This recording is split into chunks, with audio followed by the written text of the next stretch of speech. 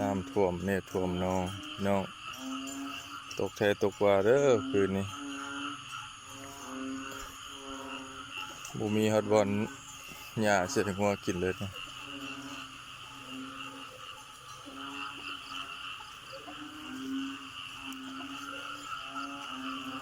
ท่วมเนี่ยท่วมน้อง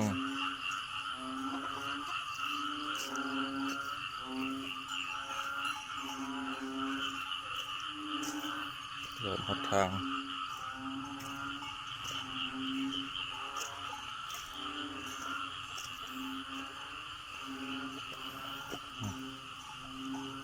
น้ำอ่าง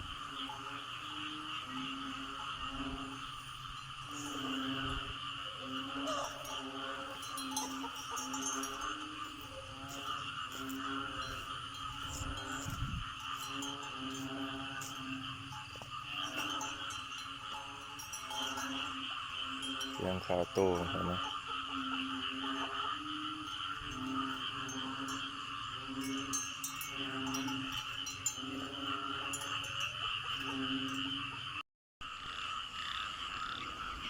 โอ้เสียงนะ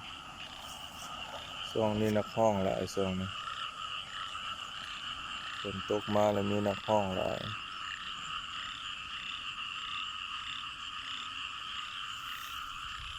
นักห้องเสียงดี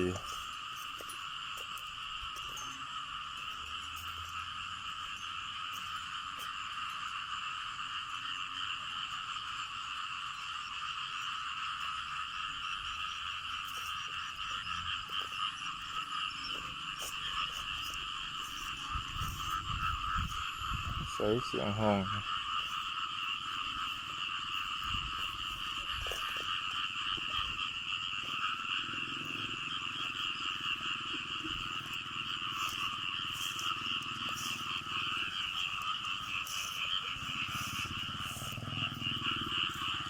แรงก้านก็สิได้เกียดกบ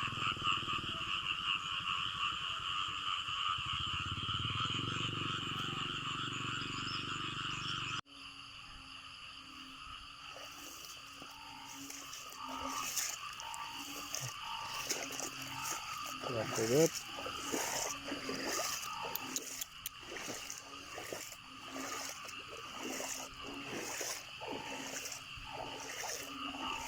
น้ำท่วมเดือน5เด้อ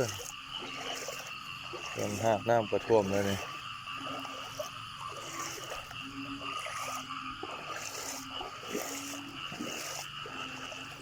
ซอกหานักห้องกัน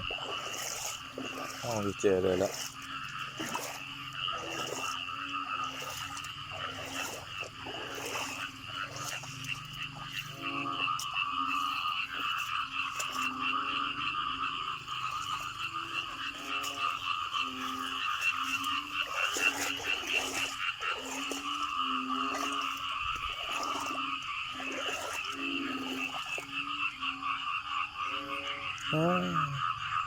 ตัวน้อยๆเสียงดีแท้